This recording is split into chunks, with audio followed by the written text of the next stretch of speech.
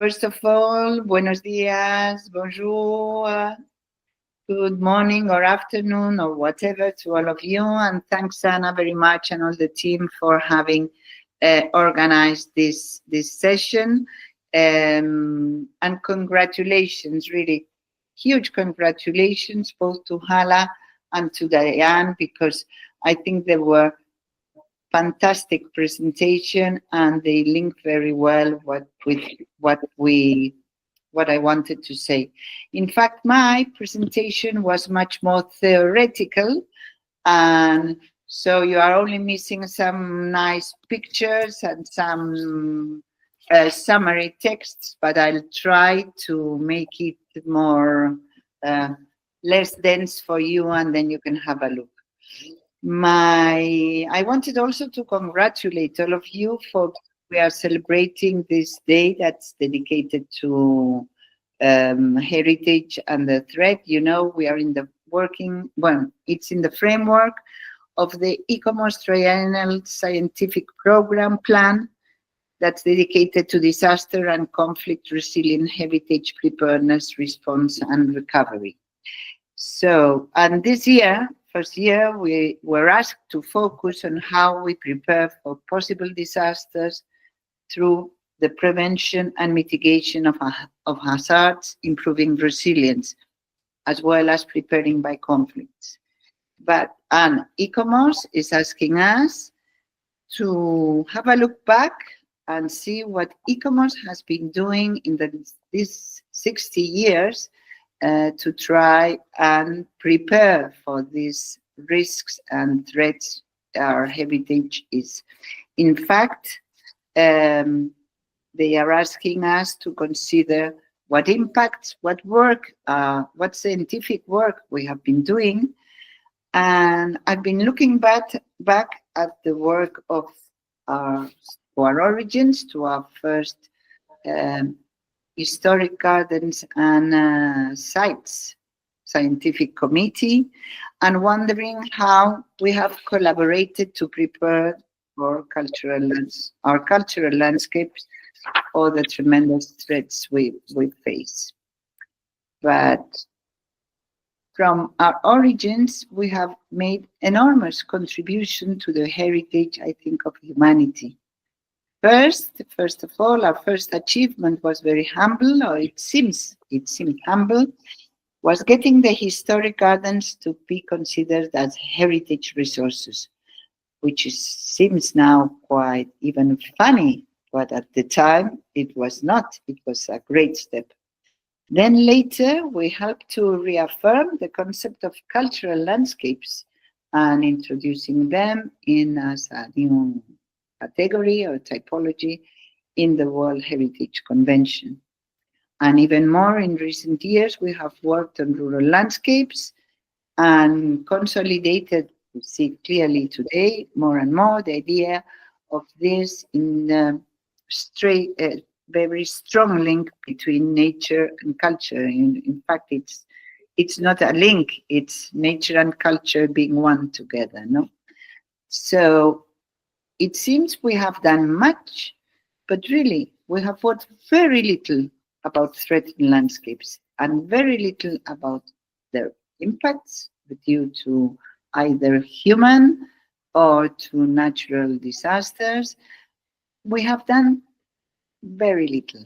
In Ouro Preto, I already presented a paper because I was really shocked by some tremendous floods we had in Valencia, in the southeast of Spain.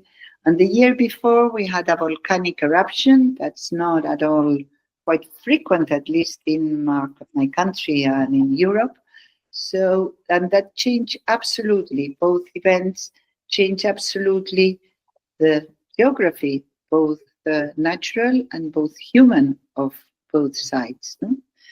And being shocked by this, well, and seeing all these catastrophes we are having around, I began, and in Ouro Preto, I called for some action because there's been much being said recently in the past 5 or 10 years about heritage being impacted by conflicts, by natural catastrophes, by climate change, by a series of threats that are becoming increasingly more and more important. But at least that as far as I have searched for, there's nothing being done specifically about cultural landscapes. There are protocols, there's methodology, there's a lot written, both theoretically and practically, for built heritage, but not for landscapes, nothing for cultural landscapes. So, as you know, that there's like 3 phases of a cycle. That was one before to prevent these catastrophes or these crises, then during catastrophes and after catastrophes. Well, it seems that in preventing monitoring and preventing action, something has been done, but not much. And in fact, the things we have are very general. They are not specific to cultural landscapes. You know that ICOMOS already launched in 1998 a wonderful manual or guide prepared by Herb Stovall. And then from then on, strategies and initiatives have been issued, some well known as the 1994 Yokohama Strategy and Plan of Action for a Safer World. In 2005, the Hyogo Framework for Action, and in 2015, the Sendai Framework for Disaster Risk Reduction. So these are universal strategies that are now being followed or are the guide for disaster actions. The last 2 of them emphasize the importance of incorporating resilience thinking into landscape planning, which is very interesting because, as Hala said before, the landscape approach means a much more holistic approach. And as Diane and William showed us, this traditional knowledge is also, to the landscape approach, is also, how would I say, not useful, but really necessary for approaching all these phases. The World Heritage Committee also adopted in 2010 a new risk reduction strategy for World Heritage properties. And there are some others that has been done recently, like we all know the Future of Our Past by ICOMOS, the UNESCO program that's called Resiliencia, that's Community Resilience and Heritage Drivers. That's a joint project with Horizon Europe and UNESCO. And there are also some other, I was going to show you, but just to prepare a bit of documentation before, no? Because before my proposal, so there's also a European project ARC, or there's an ICOMOS ICROM guidance on post-disaster and post-conflict recovery and reconstruction for heritage places of cultural significance. That includes all kinds of heritage and refers to very clear concepts, especially, for example, recovery, that, as Hala said, doesn't mean restoration in the same sense as perhaps can be understood from an architectural perspective, but it's more in the sense of attaining a stable, healthy state after experiencing trauma. Well, recovery does not mean a return to a previous condition that existed prior to the traumatic event. It involves achieving a new condition that has gone from what has been endured. So it means re-establishing the capacity of surviving attributes. Well, we could continue working, and I could continue mentioning many other articles, texts, and documents. But in fact, none of them refer specifically to cultural landscapes.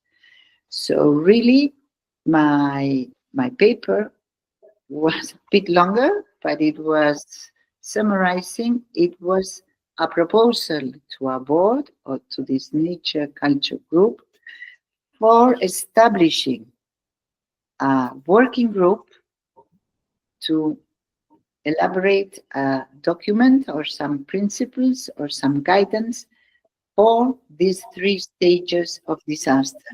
This means first, prevention, which might include risk assessment, mapping, community engagement, policy integration, capacity building. Then the response while the disaster, that could involve rapid assessment teams, emergency safeguarding measures, communication and coordination, and documentation. And the third, which is really the most difficult, is the recovery of or the revitalizing of cultural landscapes that aim to restore and enhance the resilience of cultural landscapes, ensuring they continue to serve as vital components of community identity and livelihood. So I'm proposing a working group that I'm sure you will all join in for preparing. I haven't found any really. Hala, I'm really grateful because some of the very, very few case studies I've seen on recovery of cultural landscapes after some kind of disaster.